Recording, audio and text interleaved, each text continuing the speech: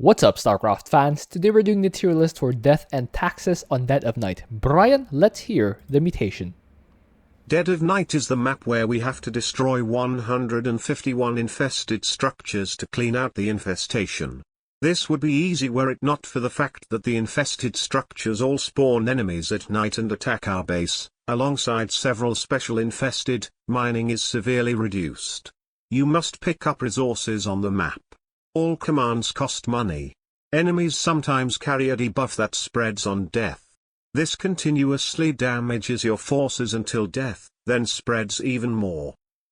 This week is really about two things: how well you can fight with the COVID, or rather against the COVID, and how well you can fight with limited resources. So basically, army-based commanders will generally be low, whereas army-based commanders but have some form of healing will at least have something to compensate. If you are structure-based, then at least you don't have to worry about COVID, but the other matter is, can you get enough money to do what you need to do?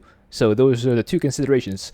The more boxes you check, the higher you go. The S guys are basically the ones who don't really mind the COVID or having limited resources too much, or have at least means to get the resources that they need. Whereas the guys in the lower tiers are guys who are heavily reliant on money to survive and function, and also those who are not great against dealing with COVID. Abathur for me is S, but borderline, because a lot of his defense hinges on how fast he can get Swarmmost. Sure, you have spine crawlers that can hold the first few minutes, but ultimately, if you don't secure yourself a Swarmmost, you will eventually get overrun with your spine crawlers, or your roaches will just not have the sustain needed to keep fighting for longer. If you're able to get the first Swarmmost, though, the rest of the game becomes considerably easier because your two primary resources are Vespene gas and biomass. Biomass is more important because once you have 100 biomass, you can basically out-heal the COVID. Especially if you're on the first prestige, if you exceed 100 biomass, you can definitely out-heal the COVID and then some. Offense and defense both rely on Swarmmosts. During the daytime, you move out with your Swarmmosts, send the Locusts out on their merry way to destroy stuff. Then once nighttime hits, deep tunnel them all back home, and then set up your gates with the usual toxic nests off autocast. And then if you have a need to heal up your guys, you have the mend option. So yeah, A tier for me, or rather S tier for me, kind of borderline. I did say A by mistake, but maybe not by mistake, because you could very easily be A if you are unable to secure your 100, more like, I think it was 300 or 400 gas just to get your first Swarmmost with the upgrades. Something like that. You need a lot of gas to get the sustainable defense that you need to prolong the game, however long you need to win the game. How I like to patrol my workers, and this applies to all commanders by the way, is I go around the inner edge of the base, up the high ground on player 1's base, and then up the high ground at the rear, at the very north high ground, and then the player 2's base. So just patrol around that area, and then I also send a worker out to the rear to get whatever gas you can. Gas is more important for Abathur. But for all commanders, that's how you patrol your SCVs, or patrol your workers. Overlords are great for vision, but don't stray them out too far, because if they get COVID, you'll lose supply and you'll need to replace them. 100 minerals, not cheap with this mutation. Prestige-wise, I already touched on this earlier. You can go either the first prestige Essence Hoarder, where you can just outscale COVID, or it can go second prestige Tunneling Horror, but the Swarmmosts are more expensive. They're better, but more expensive. But either way, that is borderline S tier. Alarak for me is not good, but not terrible. He is bad because he does not have a means to create offense without getting a lot of money. And when he does get his units, they have no means to out-heal Black Death. That means you'll just have a miserable time all around. Your best option, probably, is to just have Alarak continuously fighting the infested and continuously healing by assimilating the souls of his fallen enemies. but that's not really a winning formula. It's a mildly contributing formula, but not a winning one. That is why it's D tier. No prestige because D tier is considered bad. Yes, you can go mothership, you can go ambushers, slayers, you can go high ascendants, you can go wrathwalkers. All of them suck. None of them work. Arcturus is kind of weird. Yes, he does rely on army, but said army can be placed in earth splitters and bunkers, and units inside those structures will not be affected by COVID. It's not an easy time because, like I said, he's army, so he needs a way to afford his armies. But once you get your sieged up blimp, the Imperial Witness, with the upgrades, amplified airwaves upgrades, I believe it's called, you will be able to generate more mandate to call down more bunkers. But you definitely still need to go around the map and collect those pickups. Third prestige, I believe, is the call here.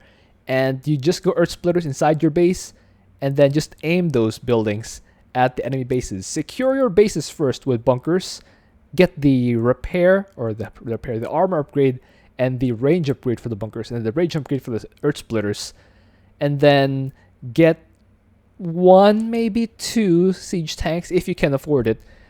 If you're really lucky with gas, or if your allies out getting gas, then you maybe should be able to afford the siege tanks. Shock divisions, that's what they're called, shock divisions. But if not, bunkers will still be fine-ish against the infested if you're able to get repairs. If you get the stank, it's going to be a little bit of a meme. You'll have to you have to focus your forces where the stank is. If you get Nidus, you can aim your earth splitters at it, and then you'll eventually get it. Air is annoying because if they fly into your base, they'll just give your workers COVID, and then you'll probably have to replace all of them. It's annoying. That's why it's not great, but still respectable. Prestige, like I said, third one. Moving on. Artanis, also bad. If Alarak has the hero Alarak, who can just assimilate the fallen enemies, but not much else going on for him. Artanis has Archon dudes and some Tempests at the very edge of the map, or in your base, just using their Disintegrate to slowly eat away at the infested buildings. That's it. That's all it can contribute, Artanis. You can also ring your base with cannons, but Alarak can also do that. So yeah, ring your base with cannons and use every last drop of gas to make Tempests to just use Disintegrate on enemy buildings. It's not great. It's D tier. And no prestige because D tier is considered bad. Dehaka is a sort of weird one. The hero behaves like Alarak, wherein he uses his fallen enemies to keep him sustained, but he does have later options in the form of Impalers, if you keep them behind your base, Creeper hosts, you can set them out on offense, and Pack Leaders. Once you get to Pack Leaders, the game becomes much more manageable. It's still not great, but it is notably better than Alarak because at least you have an option to not just stay alive on defense and contribute, but also go on offense and contribute. But that's it. Carrying is sort of tough as Dehaka, but contribute, definitely something he can do. And contribute is C. That's why he does get in that tier. Prestige-wise, second one, because that's where you get your really powerful pack leaders. Fenix is another one who will contribute. You can keep your shell farm, second prestige, obviously, inside the base near the sensor tower, and then you can just send your champions in the direction where they need to go. If you're on defense, you can have two control groups of champions, one going north, or one going south and one going north. And then if you're Night 3 onwards, you go 4 control groups of champions, and then just send each on a direction. If you're doing the defense alone, which I do not recommend. Ideally, you and your ally would split the entrances 2 each, so you only need to get 2 control groups, and then keep your shell farm at the center of the base to minimize the chances that they get COVID. But you have to keep a camera location at that central area where your shell farm is, so that you can constantly monitor if they are indeed still safe from COVID. Offense, not really a problem for Phoenix, but the problem is getting the money to fund his army because he is very much army based. Yes, he does have heroes, but those heroes are all purchased. They're cheaper though. That's why he's not considered bad, but just barely not bad. He's C tier for me. And prestige, as I mentioned earlier, second one. Not great, but hey, he does contribute if you and your ally are both diligent at getting the resource pickups. Han and Horner contributes a timer, and that timer is when Amon is out of buildings, or at least infested buildings. So Han and Horner does not contribute that much to defense because all their units cost money. They don't have a self-sustaining or self-healing ability, and they need a lot of stuff just to keep afloat. Yes, you can use mag mines, but that even costs 10 minerals each time you drop those. You definitely need first prestige here. You do not go third prestige because the gas cost is extremely onerous at 200. And if you have slim pickings on, it takes so long to get your air strikers. Air strikers is basically your only contributions, Han and Horner. Keep them at the center, keep them protected because they are how you generate value.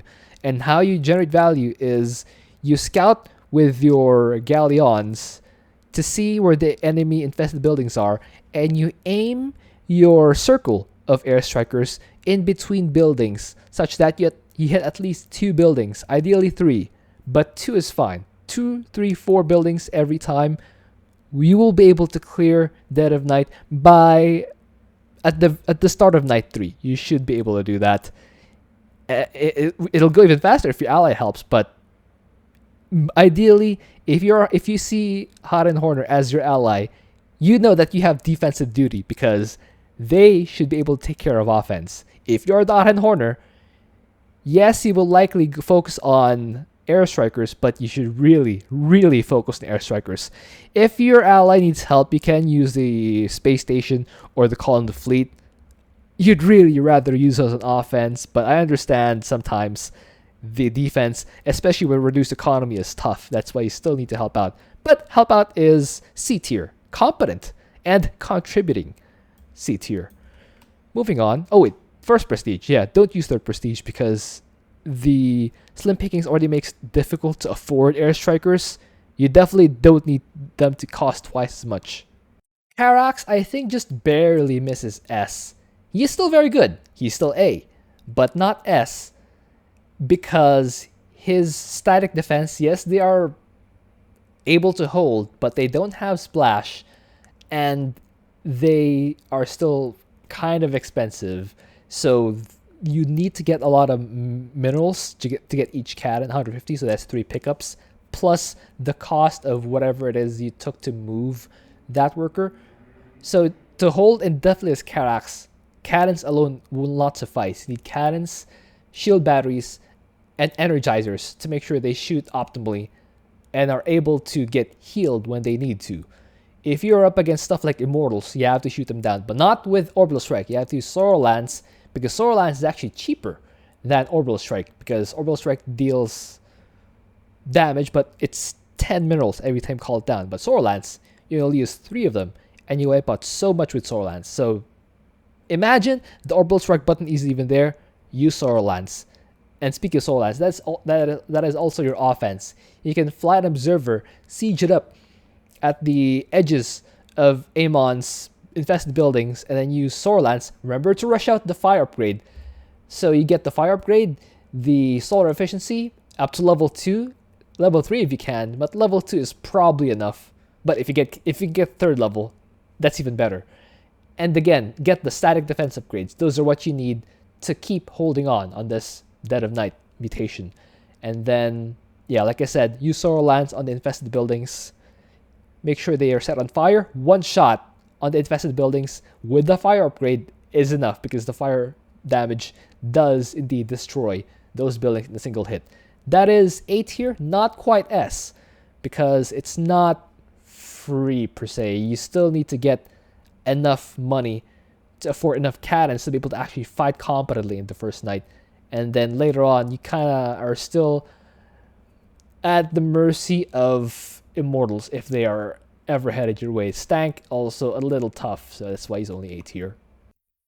Prestige-wise, though, definitely third one. You need the energy to be able to continuously use Sorrow Lance. The first prestige is great if it were not for the Slim Pickings mutation. Since there's Slim Pickings, you have to rely more extensively on your top bar. Kerrigan also contributes. She's not bad, but she's not fantastic either. Yes, immobilization wave does clear out a lot of stuff, but you're not really clearing huge bases with the mobilization wave. The objectives are buildings, and those do not take damage, so you will need something that hits buildings. Defensively, Malignant Creep is able to out heal COVID on your workers, but that's about it.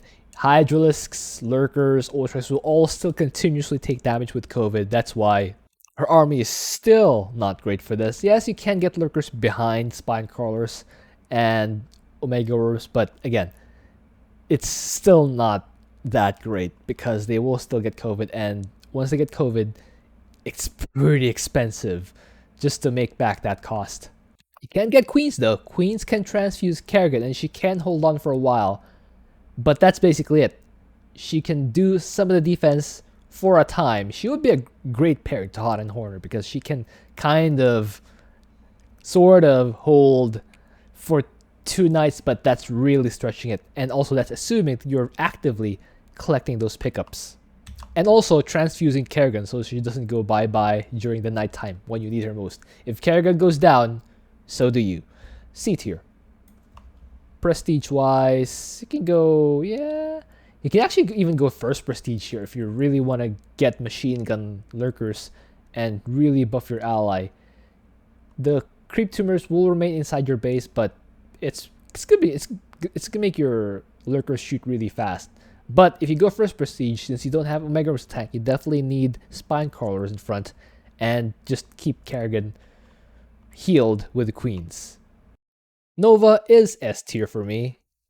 Again, barely, because her siege tanks are expensive. Ravens can get turrets, but again, also expensive. The most constraining part for her is the gas. Remember, Abathur needs about 300, 400 to get his first swarm host. Nova needs 600 plus 100 for the factory to get her siege tanks. Really expensive. And if Abathur has a time collecting his money for swarm host, you will also have a time collecting resources for your siege tanks. You will definitely need your ally for this if you're the type of player who does need this tier list. If not, then yeah, why are you even here? this probably doesn't apply to you if you're able to just collect enough money for siege tanks right at the start of night 1. On offense though, Nova is fantastic. He just goes out, uses her sabotage drones, clears out buildings in one hit. The biodomes are a little annoying. You have to use 4 shots of Nova, regular Nova, and then once you use those 4 shots, you have to right click her around so she doesn't start auto attacking everything. So 4 regular shots and 2 sabotage drones to bring down a biodome. If you're able to scrounge up the money, yes, you can also use airstrikes to help clear the offense. But if you're also defending on your own, you will probably need that money more on the auto turrets or the railgun turrets rather, and repairing the damage and possibly coveted siege tanks. That's just how it is sometimes.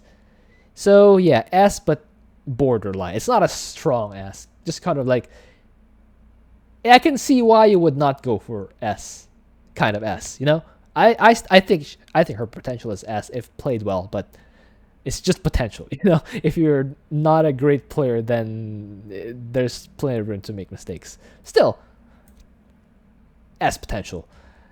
The third prestige is probably the best way to go here. Without that third prestige, you lose that ability to go on offense and put a timer on Hot and Horner. Actually, Hot and Horner has a timer in Amon. Nova has an even shorter timer because she does not need to get 1,000 gas to build all 10 of the airstrikers. Nova doesn't need 1,000 gas to be fully operational. Hot and Horner does need not only 1,000 gas, but also the gas for the armory, another 100, the gas for the fusion core, another 150, and then the gas for the fire upgrade, another 150. That's a lot of gas, like 1400 or something. A lot of gas for Han and Horner. Whereas Nova gets online right away. And it's actually easier to target the Nova sabotage drones because it's larger, so you get to hit more stuff. Raynor is D tier. Yes, he has bunkers, but the utility of bunkers here is, yeah, it's similar to how Alarak has himself, the hero. It is helpful to a limited extent. Bunkers, Alarak the hero, Tempests, they are helpful to a limited extent.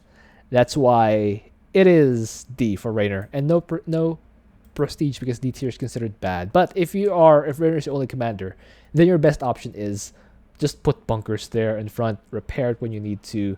If you can afford it, yeah, I guess siege tanks also contribute. But again, limited help. But what you can do as Raynor is, if you're paired with another Terran commander, for example, if you're a Raynor and Nova, you can both lift off your command centers, fly to the corner of the map, and just use top bars. Because there is no pure fire beam here. There are no area damage attackers. Both you and Alec just lift off your buildings, fly east, southeast until you hit the edge, and then fly straight south. And then save your Hyperion for when air attack waves send Mutalisks, Phoenixes, Vikings to your command center so you can point defense drone and then shoot them down with a Hyperion. If it's ground-based, then you can also send the Hyperion on offense. But if it's air-based, probably Banshees are your only option for offense. And of course, once you are floated to the corner and AML only has ground units, you do have 9 hours to clear. But again, that's a very special case. Moving on. Statboy for me is A. And while yes, as for himself, he is not really the type to just overpower and just solo this mutation. He does still have trouble because his units are expensive, and Gary cannot out heal COVID unless he has the green zone overcharge, but again, that's only temporary. But the reason why I still put him in A is because he does buff his ally to a point where it does open up a lot of options. For example, if Fenix gets his shell farm COVIDed, then they still last longer just because the green zone just keeps things alive for an extraordinary amount of time, really. And if you're someone like Kerrigan, if you have both the green zone and malignant creep working, you probably still won't out heal COVID on Kerrigan herself, but her Hydralisks can now stay alive and fight because they can out heal COVID if they're both on the malignant creep and have green zone. So just the fact that Statboy's green zone opens up so many options for his allies is great. That is a very good case for A tier if you and your ally work together. But again, you definitely need an ally here for the A tier. Yes, you will open up a lot of options, but you still need to play well. You can't just be A tier on the sole merit of your buffing abilities. You still need to get gas to get your... Probably the best unit here is Infestors if you can keep getting the gas. But again, the downside of Infestors is you will need to switch to purple zone from time to time so that you can recharge your Infestors, then shoot out more of those Roach Ravager attacks. But once they are already recharging, you can switch back to green zone and then just send your units out. Statboy, A tier, second prestige, obviously. Stukov is fine. He does contribute. He can place down bunkers very expensively. So 400 minerals is 8 pickups, and that doesn't account for the cost of moving the SCV around. So probably 9 pickups more likely to build a bunker. And then the bunker costs a lot of supplies, so you probably also need to build an overlord after that. So actually, yeah, 2 bunkers equals the cost of an overlord, 50. So yeah, it's more like actually 10 pickups to build a bunker if you also account for the cost of the overlord. So you need siege tanks behind your bunkers so that you can hold it definitely. Stank will make it really sketchy, but you can sort of fight it with an Apocalypse, but you don't have forever because once you get to like night 6 and beyond, the enemy will send multiple stanks if you get stanks, and you will just not have enough firepower for it. You need to be on. You are on a timer, not aim on, so you need to still have enough offense to clear out. It does. He does contribute. The bunkers and siege tanks will allow you and your allies to hold for a time, but it's not a great time. You're pressured the whole time to end the map before probably night 5. Yeah, night 5 is probably your upper limit as Stukov. But still, if you're up against Stanks Elite, if you're up against Nidus, then you might stand a better chance because you can just send units at it and it'll eventually be destroyed. So, Stukov is C tier because he does contribute, but not amazing. Prestige-wise, probably first one. You can also go third one. It's not a bad option. You can still go third one, so you'll at least be able to generate more free infested, and eventually this just clear most of the map. Just the furthest buildings will be slightly out of range for your bunkers. That's when you can deep tunnel your siege tanks there to finish them off during the daytime. During nighttime, you need them back at home to make sure that they keep splashing the melee units so that your bunkers stay alive. So yeah, C tier, first or third prestige. Swann for me is S tier, but again, barely. He's just barely better than Karax because his turrets do have splash, and they can be upgraded so that they'll have more range, more armor, and self healing. So you don't have to send your SCVs there to repair them. It's pretty great. And on offense, you have a big old laser drill with a concentrated beam and a pulse cannon to clear out huge swaths of enemy infested buildings. And for the rest of the buildings, you can float factories which do not catch COVID, so that you can give vision to your laser drill to right click down those stragglers and stuff to eventually end the game. The caveat is you definitely still need to get enough money to A, upgrade your laser drill, B, upgrade your turrets, and C, build those turrets so you can actually afford to stay in the game for longer. The benefit of going for the first prestige valid is that you can slow down the stank even more so that you get a lot more time to destroy it. But again, once you get into the later stages, if you have multiple stanks, it gets a lot harder. So you better, even if you can hold for a long time, it's better to end it more quickly if you're up against the stank. That being said, his turrets are pretty strong against this map. And again, those contributed beam shots, very nice. That's why he is S tier, but again, not a strong. I'm not sure if there are any strong S tiers actually this week, because you will eventually get broken if you don't play well enough, or if you just get a bad roll as to the pickup drops, and also the stank if you get enough stanks. Tychus definitely helps to a point. Limited help because he can last probably until night 2. Once night 3 hits, there's no way you're defending all 4 lanes against COVID and without healing. No.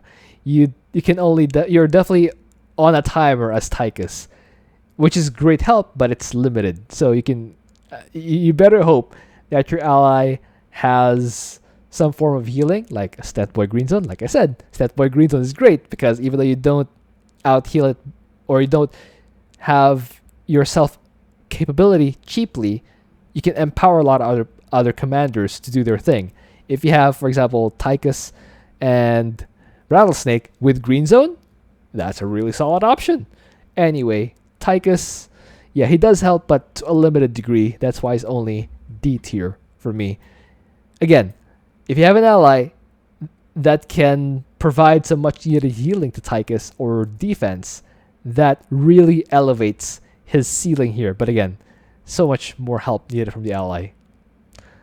Vorazun for me is F tier because COVID and the death recall are like oil and water when you try to mix them.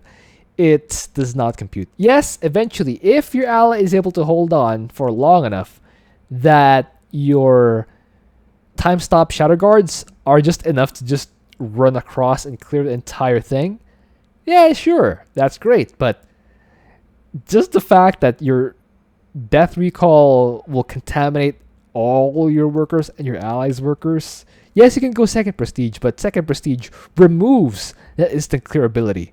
So you definitely are locked into your one prestige as Vorazun unless you don't like clearing the map. Yeah. Vorazun is not at all good here. She is for me an F tier because just the fact that you exist in the game means that your ally will now have to build an extra command center, an extra hatchery, extra nexus, an extra infested command center elsewhere on the map, just so their fallen units don't contaminate the entire mineral line.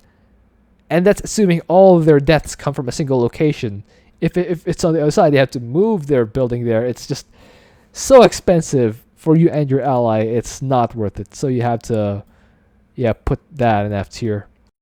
Zagara, yeah, pretty much the same thing. She doesn't make you lose by existing, but she's just so dreadful at defending. No, there's actually no way. Yeah, she's just E tier. Bad static defense. She does have the ability to get free units, but they'll just keep infecting themselves. Every time you move them, it costs money. And for such an army-based commander like that, microtransactions is such a killer.